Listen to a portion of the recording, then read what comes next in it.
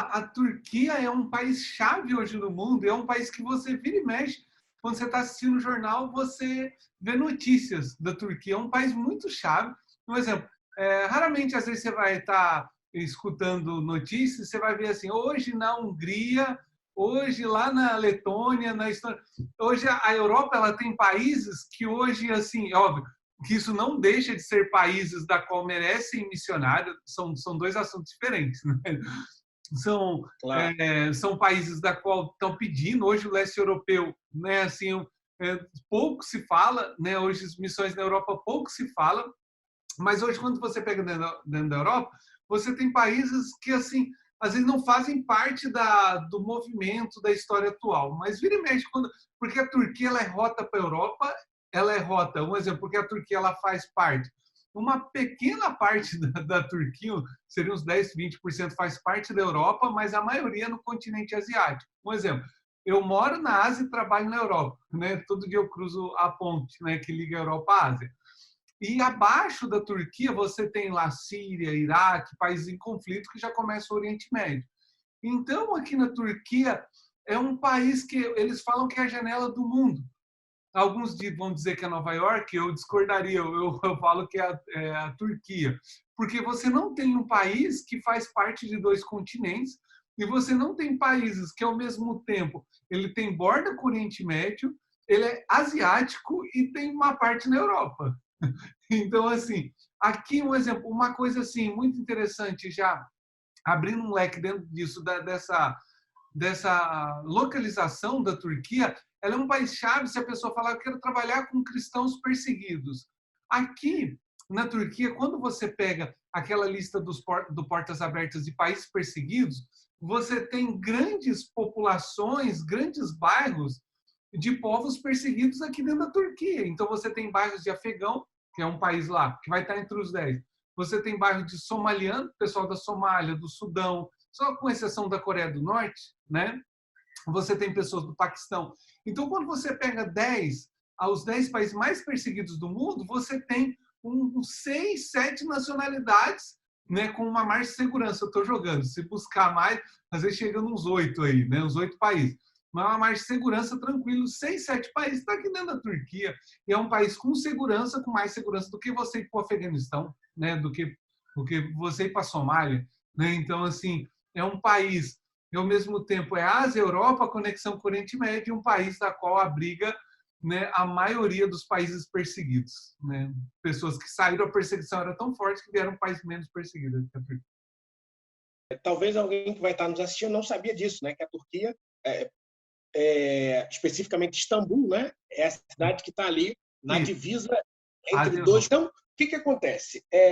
Como você falou, desde sempre também uma rota comercial importante, e Turquia, ela era a antiga Constantinopla, né?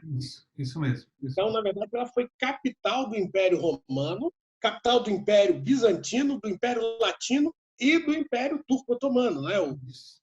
Isso que durou até 1923, mais ou menos, ali. 1923. Isso. Então, ou seja, é um país que carrega uma história muito grande, né? Isso. Então, não dá para, talvez, o pessoal que está assistindo, talvez, quando é que vocês vão falar da missão propriamente dita, mas fica até essa dica que não dá para você ir para um país sem que você conheça a história desse país, sem que você conheça a cosmovisão das pessoas, né? Isso tudo está muito ligado, prende muitas pessoas, porque depois quando a gente vai entrar no fato religião, né? Tá tudo apegado aí, tá tudo atrelado, né? O missionário. Com certeza. Aí o que acontece? Aqui algo da gente interessante de notarmos é a dificuldade de um turco se converter a Jesus. Né? Existe uma dificuldade muito grande, tanto que a gente está falando de um país 99% islâmico. Né? Então, por que essa dificuldade? Eu lembro que um turco que fala português, ele falou assim, que ele sabia, né? Um dos poucos que sabia por que eu estava aqui. Né? Ele falou, ei, né? Ele foi missionário, vamos dizer assim. Ele citou meu nome e ele disse assim, você veio aqui para ganhar os turcos para Jesus, né? Não era bem isso, eram os refugiados, né? Mas eu falei, tal. Ele falou assim, os turcos só vão se converter se você pagar para eles. Né? Assim, se você der dinheiro e falar assim, você pode se converter, eu te pago tanto por mês. O porquê dessa dificuldade? Hoje, quando um turco ele se converte, ele já teve casos de turcos que se converteram e ele falou, então hoje eu não sou mais turco, né? Porque aqui o ser turco está misturado a ser islâmico. As duas coisas andam junto. E quando a gente, uma coisa muito importante, Cleito, que você estava falando da história, quando a gente entende a história, a gente entende o porquê. Porque até então, 1920, 1923, era Império Otomano. Então a gente está falando de algo recente, né? A gente não está falando de 1700, 1700. A gente está falando de uma geração que os avós, os bisavós lutaram na guerra pela liberdade da Turquia. Até então, nessa parte do Império Otomano, né? Agora na Netflix tem uma série bem interessante que fala sobre a ascensão do Império Otomano. Aqui dentro da Turquia você tinha a Itália dominando um pouco, a Grécia dominava um pouco, a Inglaterra dominava um pouco, aí você tinha também os árabes dominando um pouquinho, a Armênia, então você tinha vários países dominando aqui dentro da Turquia. Então, o que acontece? Só em 1923 que os turcos, né, liderado por Atatürk, quando, né, a pessoa, você que está me assistindo, chegar aqui na Turquia, você vai ver bandeira de um homem em todo lugar da Turquia. Ele é reverenciado, o dia da morte dele, Atatürk, eles param, tipo assim, no dia e no horário que ele morreu, eles param, tocam uma sirene em todas as cidades da Turquia, eles ficam assim com a mão no peito e tal. Ele é muito reverenciado. Então foi esse Atatürk o responsável por expulsar esse povo. Então, quando um turco que teve os avós, né, a gente está falando dessa geração, que lutou para expulsar o estrangeiro, olha um missionário, seja americano, seja um brasileiro, seja outro, mas com essa característica assim, de missionário, ele pensa assim, estrangeiro igual invasor. O que eles estão para tomar aqui da gente? Porque assim, tinha a Austrália também. Então tem até a Guerra dos Anzacs, né, que foi essa expulsão dos australianos e dos ingleses.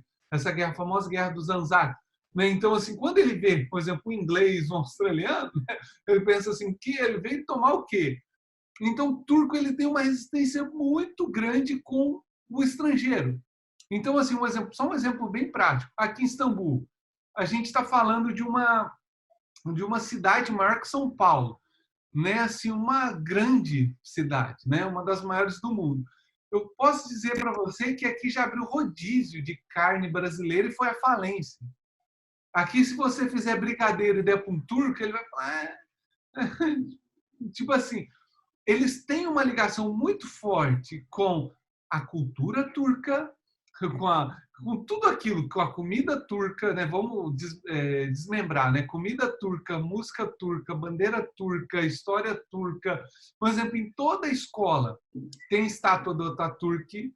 Então as crianças já crescem falando assim, Atatürk não morreu, ele está vivo em nossos corações. Então a gente está falando de um país que, tipo assim, sabe aquilo que é lutar para ter o próprio país, vamos dizer assim. Então, quando você vê na história, quando você olha hoje o 99% islâmico, esse passado histórico, né, assim, de até 1923, eu estava conversando, olha só, isso aí foi um caso real. Eu estava conversando com um amigo turco e ele falou aqui que na divisa com a Grécia, né, porque a Turquia é fronteira com a Grécia, tem um enorme monumento. Né? Tem um enorme monumento, agora só não me lembro a cidade, mas é bem na divisa com a Grécia. E esse monumento é como fosse, imagine aí, a grosso modo, um obelisco, mas assim, com dimensões bem maiores. Como fosse uns 10 metros de base, assim, né? E ele é enorme. E eles fizeram de tijolinhos. E aí esse amigo turco, com muito orgulho, ele me dizia, Lucas, você sabia que o número de tijolos é o número de soldados gregos que nós matamos na guerra. E nós fizemos isso para os gregos, quando olhar, e eles fizeram bem enorme monumento, quando os gregos olharem esse monumento, é óbvio que às vezes a geração nova às vezes nem sabe do que se trata essa estátua, mas os turcos falam com muito orgulho, e ele falava assim para mim, quando os gregos olharem de lá e verem esse monumento, eles vão lembrar o que vai acontecer com eles se eles tentarem invadir a Turquia de novo. Então, assim, para você ter uma ideia, assim, do que eles já passaram. E quando você olha para a história da Turquia, você entende um pouco ele, porque os gregos entravam ali na região de Izmir e exterminava vilas e vilas de turcos otomanos, né? Na época, estrupava, matava, incendiava, né? Tem até um filme do Russell Crowe muito interessante, né? Assim, esse não está no Netflix, depois até posso conseguir o nome. E aí na descrição do vídeo do YouTube algumas dicas de filme que vai mostrar um pouco da história da Turquia. Esse filme tem em português, legendado e em muitos idiomas. Esse é um pouco do feedback, do panorama, do background aqui da Turquia quando a gente chega aqui, né, observar o porquê da resistência. Assim. Qual é o peso disso socialmente, falando de uma maneira mais natural, e também espiritualmente? Você sente que existe uma influência histórica, além dessa questão da resistência? Qual é o peso que isso tem para um missionário que chegou aí, está num país tão histórico? Como é que é isso? Uma coisa, Cleito, muito interessante da gente observar quando a gente fala de Constantinopla. Você sabia que eu só estou aqui por causa de briga de crente no passado? E quem está me escutando talvez nunca tinha pensado nisso. Eu só estou aqui num país islâmico por causa que os crentes brigaram. Foi briga de igreja. Porque quando a gente vai analisar um pouco, a gente vê que antes da queda de Constantinopla, por 800 anos os árabes, né, eles tentaram, os otomanos tentaram tomar aqui por 800 anos, mas eles não conseguiram. Aí houve uma época que os cristãos lá da Europa, lá de Roma, da Itália, vêm para cá, porque eles não concordavam muito aqui com a linha de Constantino, e eles vêm tentar destruir para tomar. Os crentes de lá, da Europa, da Itália, vieram aqui para tomar Constantinopla. E o que fazer? Esse exército lá que saiu lá da Itália era muito mais forte do que os exércitos árabes da época, o turco-otomano, né? Corrigido, só turco-otomano. Então eles vêm, guerreia aqui com Constantino, deixa ele mais frágil, e é aí que os muçulmanos conseguem vir e pegar a cidade de Istambul. Então, olha só, durante 800 anos, os islâmicos não conseguiram conquistar, aí eles tiveram uma ajudinha dos próprios crentes que vieram aqui guerrear. Cara, o princípio que Jesus falou, né? Todo reino dividido em si mesmo não subsiste. Então, foi o que aconteceu aí. Chamado O Vento na Casa do Islamismo, que ele vai tratar uma parte do livro, ele vai tratar isso, né? A queda de Constantinopla se deve ao fato dos próprios, porque a gente fala os turcos otomanos tomaram, eles tomaram, mas um pouquinho antes dele foram os próprios crentes que vieram aqui e destruíram, porque o turco otomano já estava 800 anos tentando tomar aqui. E não tinha conseguido. Cara, que genial. Assim, que genial a história, mas infelizmente, né, o que aconteceu. E é uma lição, né? Uma lição pra gente, cara. Isso, e a gente perdeu como cristão, né, assim, um território muito importante, né, que liga o Irã, né, que liga, como eu falei, Síria, Iraque, né, e hoje é um país de 99% islâmico. E isso aqui hoje, o que acontece? Aí a gente analisando mais um pouquinho para a gente ver o mix e o baldeirão cultural que isso vai gerar. Né? O que acontece?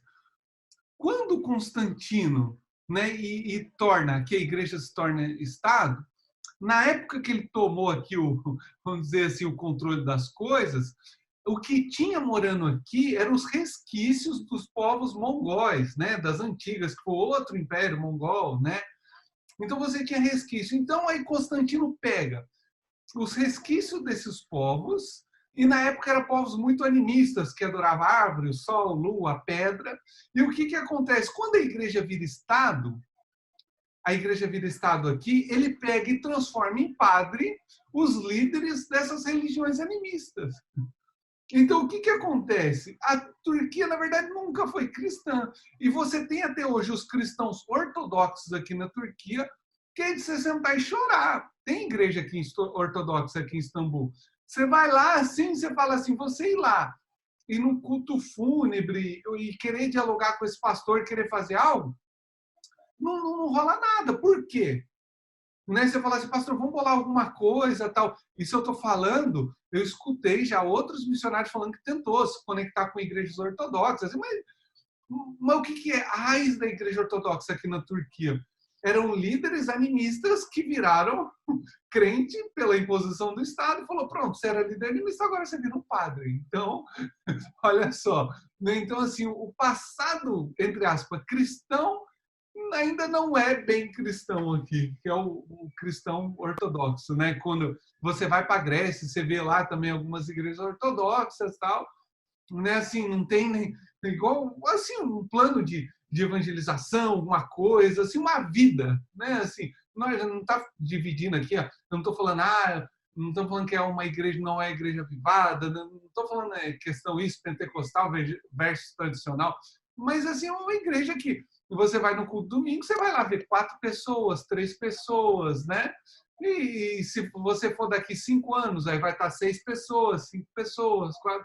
Então, assim, é uma igreja que não cresce. Então, quando a igreja não cresce, o corpo não cresce, é porque tem algum problema. Né? Assim. O turco está muito ligado ao islamismo e tal. As pessoas no Brasil confundem muito, não só no Brasil, muito, elas confundem. Junta tudo na mesma coisa. Árabe, muçulmano, islâmico. As pessoas não separam o que é uma raça, uma etnia e uma religião. Queria que você explicasse um pouco para esse pessoal aí. Hoje, quando a gente fala, essa mistura é muito normal ser feita, né, entre árabe, islâmico e tal, porque é uma coisa muito importante. Nem todo árabe é muçulmano e nem todo muçulmano é árabe.